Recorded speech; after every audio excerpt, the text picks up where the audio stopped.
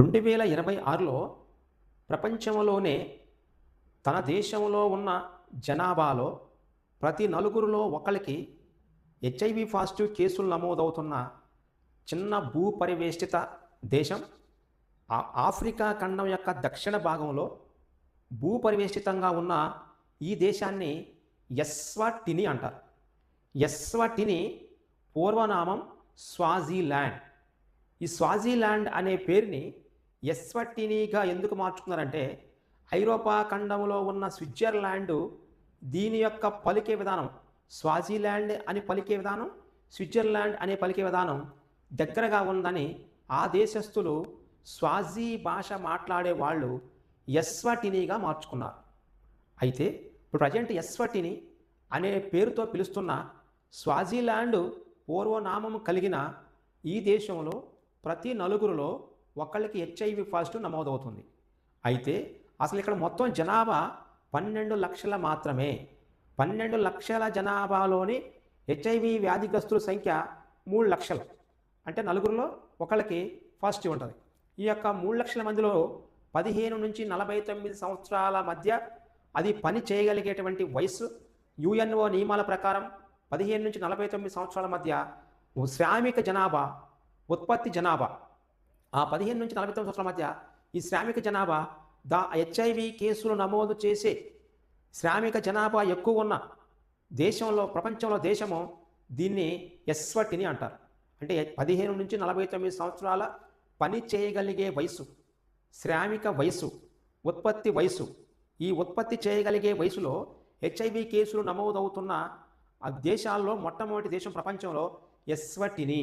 ఎస్వాటినిలో ఎందుకు ఈ 15 నుంచి 49 సంవత్సరాల మధ్య ఈ హెచ్ఐవి కేసులు నమోదవుతున్నాయంటే ఎస్వాటినిలో 60% మంది జనాభా దారిద్ర్య రేఖకు దిగువన నివసిస్తున్నారు. 60% కంటే ఎక్కువ జనాభా దారిద్ర్య రేఖకు దిగువన నివసించడంతో పాటుగా ఇక్కడ జరిగే ఒక సాంప్రదాయ నృత్యం పేరు రీడ్ డాన్స్. ప్రతి సంవత్సరము ఎస్వాటిని సాంప్రదాయ నృత్యము రీడ్ డ్యాన్స్. ఈ రీడ్ డ్యాన్స్ సందర్భంగా అక్కడ రాజు కూడా ప్రతి సంవత్సరం ఒక కొత్తగా తను కోరుకున్న అమ్మాయిని వివాహం చేసుకుంటుంటాడు. అతని రాజు ఏ వయసు సంబంధం లేకుండా తను కోరుకున్నటువంటి ఆ స్త్రీని వివాహం ఆడే సాంప్రదాయము ఎస్వాతిని సాంప్రదాయ నృత్యమైన రీడ్ డ్యాన్స్లో ఉంటుంది. ఈ రీడ్ డ్యాన్స్ చూడటానికి దేశ విదేశాల నుంచి వచ్చిన పర్యాటకులు అక్కడ ఉన్న యువతని లోబర్చుకోవడం వల్ల, సురక్షితమైన లైంగిక చర్యలు జరపకపోవడం వల్ల హెచ్ఐవి వ్యాప్తి ఎక్కువగా ఉంది. దాంతోపాటుగా ఈ ఎస్వాటిని దేశస్థులు జీవన వృత్తి కోసం కార్మిక వర్గం మొత్తం దక్షిణ ఆఫ్రికా దేశానికి గనుల్లో పనిచేయడానికి కార్మికులు వెళ్తారు. ఇలా కార్మికులుగా వెళ్ళిన ఈ స్త్రీలను అక్కడ యజమానులు లోబర్చుకొని సురక్షితంగా వాళ్ళని ఆరోగ్యకరమైన వాతావరణం లేకుండా లైంగిక చర్యల్లో పాల్గొనడం వల్ల, విచ్చలవిడి శృంగారం వల్ల హెచ్ఐవి అనేది ఎక్కువ వస్తుంది. అలాగనే అసలు ఈ దేశంలో తొలిసారిగా 1986 సంవత్సరంలో మొట్టమొదటిసారిగా ఈ ఎస్వాటిని దేశంలో హెచ్ఐవి కేసు నమోదైంది. అయితే 1986లో నమోదైనటువంటి ఈ హెచ్ఐవి కేసు అంచెలంచెలుగా ఎదుర్కొంటూ ఎక్కువగా విశ్రమించింది. ఆ విశ్రమించేటువంటి కార్యక్రమాన్ని ఆపటానికి నివారణలో వాడేటువంటి ఒక డ్రగ్ కొరత ఎక్కువగా ఉంది. ఆ హెచ్ఐవి నివారణలో వాడేటువంటి లెన్ లేదా లెనాకాపవిర్ హెచ్ఐవి నివారణలో వాడేటువంటి ఇది కొరత ఎక్కువగా ఉండటం వల్ల దీని కొరత ఎక్కువగా ఉండేటువంటి విధానంలో అక్కడ హెచ్ఐవి వ్యాప్తి అనేది ఎక్కువగా పెరుగుతుంది. అదే లెనాకాపవిర్ని సరిగా యూజ్ చేసి ఉంటే హెచ్ఐవి వ్యాధిగ్రస్తుల సంఖ్య తగ్గుతుండేదే. దీనికి దాదాపుగా ప్రపంచంలోని శ్రామిక జనాభా ఎక్కువ వ్యాధిగ్రస్తులుగా ఉన్నటువంటి దేశాల్లో మొట్టమొదటిది దానినే ఎస్వాటిని అంటారు. ఎస్వాటిని స్వాజిలాండ్గా 1968 సంవత్సరంలో సెప్టెంబర్ 6వ తారీఖున యునైటెడ్ కింగ్డమ్ నుంచి స్వాతంత్రాన్ని సంపాదించుకుంది. 1986లో తొలి హెచ్ఐవి కేసు నమోదైంది. ఆ 86ని తిరగేసి రాస్తే 68. అంటే దీనికి స్వాతంత్రం వచ్చిన తర్వాత హెచ్ఐవి కేసులు నమోదవటం స్టార్ట్ అయింది. 1968 సెప్టెంబర్ 6వ తారీఖున యునైటెడ్ కింగ్డమ్ నుంచి స్వాతంత్రం పొందిన స్వాజిలాండ్ యుఎన్ఓలో చేరింది 1968 సెప్టెంబర్ 24వ తారీఖున. 1968 సెప్టెంబర్ 24వ తారీఖున యుఎన్ఓ యునైటెడ్ స్టేట్స్ ఆఫ్ ఆర్గనైజేషన్లో చేరినటువంటి ఈ దేశముని స్వాజిలా భూమిగా పిలుస్తారు.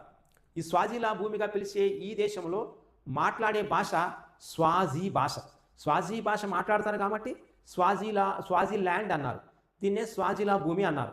ఈ స్వాజిలా భూమి కన్ఫ్యూజ్గా ఉందని 2018 సంవత్సరంలో ఆ దేశానికి 50 సంవత్సరాల సందర్భంగా, స్వాతంత్రం వచ్చి 50 సంవత్సరాలు నిండిన సందర్భంగా దాని పేరుని కింగ్డమ్ ఆఫ్ ఎస్వటినీగా మార్చుకున్నారు.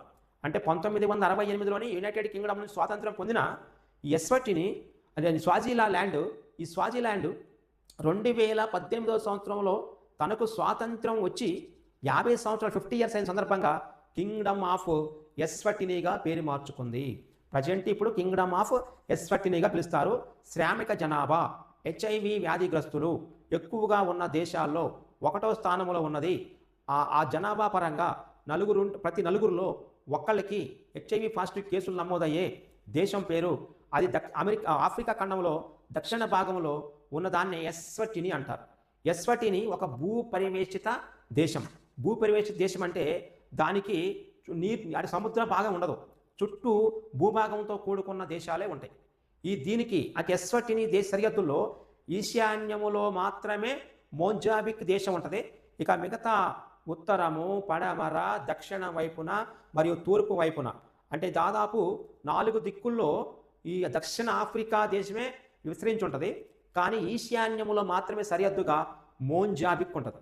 మోజాంబిక్ దేశము దక్షిణ ఆఫ్రికా దేశాన్ని సరిహద్దుగా కలిగిన భూపరివేష్టిత దేశాన్నే ఎస్వటిని అంటారు. ఎస్వటిని 2 దేశాలతో మాత్రమే సరిహద్దు పంచుకుంటుంది. చుట్టూ మాత్రము దక్షిణ ఆఫ్రికా దేశాన్ని కలిగి ఉంటుంది.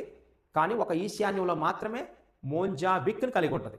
ఈ 2 దేశాలతో సరిహద్దు ఉన్న ఇది దాదాపు 12 లక్షల మాత్రమే జనాభాను కలిగి 2 రాజధానులు కలిగి ఉంటుంది. ఒక రాజధాని కార్యనిర్వాహక రాజధానిగా ఉంటుంది. రెండవది శాసన రాజధానిగా ఉంటుంది. కార్యనిర్వాహక రాజధానిని బాబానే అంటారు. ఎస్వటిని యొక్క కార్యనిర్వాహక రాజధాని పేరు బాబానే. అదే ఎస్వటిని యొక్క శాసన రాజధాని పేరు లోబాంబా. లోబాంబా అనేది శాసన రాజధాని, బాబానే అనేది కార్యనిర్వాహక రాజధాని.